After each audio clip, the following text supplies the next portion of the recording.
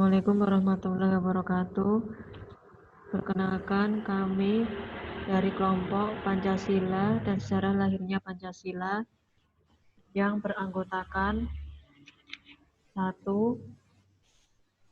Septinia Sekarwahyuningrum, NIM 20020495 dan Dewi Larasati dengan NIM 20020539. Kemudian saya akan menjelaskan tentang pengertian Pancasila. Pancasila itu sendiri adalah pilar ideologis negara Indonesia, atau dengan nama ini terdiri dari dua kata dari Sanskerta. Panca berarti 5 dan sila berarti prinsip atau asas. Pancasila merupakan rumusan dan pedoman kehidupan berbangsa dan bernegara bagi seluruh rakyat Indonesia. Kemudian makna Pancasila. Sila yang pertama, ketuhanan yang Maha Esa. Dapat dipahami bahwa Indonesia merupakan negara yang mempercayai adanya Tuhan. Bahkan Indonesia mengakui adanya keberagaman agama yang sama-sama menjunjung tinggi nilai ketuhanan. Sila pertama ini dilambangkan oleh simbol bintang berkepala 5 dengan warna kuning keemasan yang berada di dalam perisai hitam. Simbol ini mencerminkan sebuah cahaya seperti layaknya Tuhan yang menjadi penerang bagi setiap jiwa manusia. Kemudian, sila yang kedua, kemanusiaan yang adil dan beradab. Setiap masyarakat saling membantu dan bergotong royong dalam hal kebaikan. Sila ini juga menunjukkan kehidupan manusia yang rukun, damai, dan sejahtera. Dilambangkan oleh simbol pohon beringin yang besar dan kokoh. Pohon beringin ini berada di dalam perisai berwarna putih. Pemilihan simbol ini menggambarkan nilai kesatuan dan persatuan yang harus dijunjung tinggi oleh setiap warga negara Indonesia. Kemudian, makna sila ketiga, Persatuan Indonesia. Meskipun bangsa Indonesia terdiri dari berbagai macam suku, agama, dan unsur latar belakang yang berbeda, namun bisa tetap bersatu untuk negara. Hal ini juga menunjukkan bahwa perbedaan bukan menjadi halangan untuk mewujudkan kehidupan yang damai dan sejahtera. Pohon beringin ini berada di dalam perisai berwarna putih. Pemilihan simbol ini menggambarkan nilai kesatuan dan persatuan yang harus dijunjung tinggi oleh setiap warga negara Indonesia. Kemudian makna dari sila keempat, kerakyatan yang dipimpin oleh hikmat kebijaksanaan dalam permusyawaratan perwakilan, di mana masyarakat bisa berkumpul, saling mengutarakan pendapat, menampung setiap gagasan, dan mengambil keputusan berdasarkan hasil kesepakatan yang terbaik. Sila keempat ini dilambangkan oleh simbol kepala banteng yang berwarna hitam dengan latar perisai berwarna merah. Simbol kepala banteng ini dipilih untuk menunjukkan sikap demokrasi dan musyawarah dalam pengambilan setiap keputusan. Kemudian, makna sila kelima yang berbunyi keadilan sosial bagi seluruh rakyat Indonesia. Lambang ini juga mencerminkan sikap keadilan sosial yang berhak didapatkan oleh setiap masyarakat tanpa melihat status maupun kedudukannya. Selain itu, lambang padi dan kapas juga menunjukkan bahwa pemerintah berupaya untuk mewujudkan kemakmuran dan kesejahteraan bagi seluruh masyarakat Indonesia. Sila kelima dilambangkan oleh simbol padi dan kapas dengan berlatar perisai putih. Pemilihan simbol padi dan kapas ini menunjukkan bahwa pangan dan sandang merupakan kebutuhan pokok bagi seluruh masyarakat untuk terwujudnya kehidupan yang layak. Kemudian, sejarah lahirnya Pancasila akan dijelaskan oleh Saudara Dewi Larasati.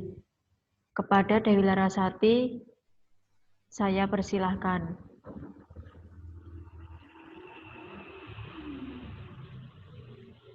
Sejarah lahirnya Pancasila. Yang pertama, pembentukan BPUPKI. Jepang memberi janji kepada Indonesia bahwa akan diberi merdeka pada tanggal 24 Agustus 1945. Sehingga untuk mewujudkan janji tersebut, berdirilah BPUPKI, Dokuritsu Zunbi Tisokai. Sidang pertama BPUPKI 29 Mei sampai 1 Juni 1945. Agenda sidang dalam pertemuan ini adalah pembicaraan tentang landasan-landasan bernegara atau dasar-dasar Indonesia Merdeka. Dalam kesempatan ini, Muhammad Yamin, Mr. Supomo, dan Insinyur Soekarno menyampaikan gagasan tentang landasan negara. Yang pertama, Sidang 29 Mei 1945. Dalam sidang pertama BPUPKI, Muhammad Yamin mendapatkan kesempatan pertama untuk berpidato sekaligus menyampaikan 5 sila yang diusulkannya. 5 sila tersebut mencakup peri kebangsaan, peri kemanusiaan, peri ketuhanan, peri kerakyatan, dan peri kesejahteraan bagi rakyat. Sidang 31 Mei 1945. Setelah sidang pertama, sidang kedua diselenggarakan 2 hari kemudian dengan agenda membahas perumusan Pancasila. Dalam sidang kedua ini, Mr. Supomo berkesempatan untuk menyampaikan usulan 5 asas negara. Asas tersebut meliputi keseimbangan lahir batin, persatuan, musyawarah, kekeluargaan, dan keadilan rakyat. Sidang 1 Juni 1945. Sidang ketiga dilaksanakan sehari setelah sidang kedua dengan agenda yang sama, yakni membahas rumusan Pancasila.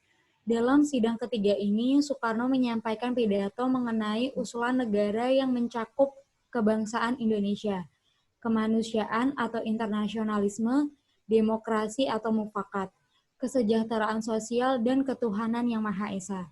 Sidang ini tepatnya pada tanggal 1 Juni, kemudian dikenal sebagai hari lahirnya Pancasila. Usulan dari 3 tokoh besar masa kemerdekaan Indonesia kemudian ditampung dan dibahas oleh Panitia 9.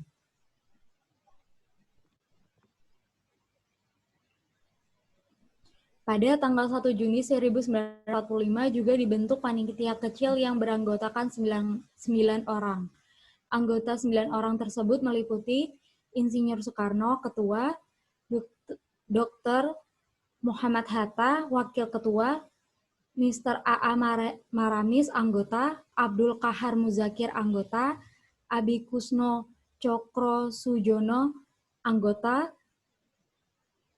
Haji Agus Salim, Anggota, Mr. Ahmad Subarjo, Anggota, Mr. Muhammad Yamin, Anggota, KH Wahid Hashim, Anggota. Panitia 9 bersidang tanggal 22 Juni 1945, menghasilkan kesepakatan dasar negara yang tertuang dalam alinea keempat rancangan Preambule, yaitu ketuhanan dengan kewajiban menjalankan syariat Islam bagi pemeluknya. Kedua, kemanusiaan yang adil dan beradab. Ketiga, persatuan Indonesia. Keempat, kerakyatan yang dipimpin oleh hikmat kebijaksanaan dalam permusyawaratan perwakilan. Dan yang kelima, keadilan sosial bagi seluruh rakyat Indonesia. Sidang 18 Agustus 1945. Pada sidang kali ini, sila pertama dari Pancasila yang sudah diproklamasikan diubah menjadi ketuhanan yang Maha Esa oleh Muhammad Hatta. Selanjutnya, Instruksi Presiden Nomor 12 Tahun 1968. Soeharto menetapkan instruksi tentang rumusan Pancasila. Hasil dari rumusan yang baru tidak berbeda dengan yang sebelumnya. Hanya saja perubahan pada poin pertama yang menjadi ketuhanan yang Maha Esa. Sekian presentasi dari kelompok kami. Mohon maaf apabila ada salah kata. Wassalamualaikum warahmatullahi wabarakatuh.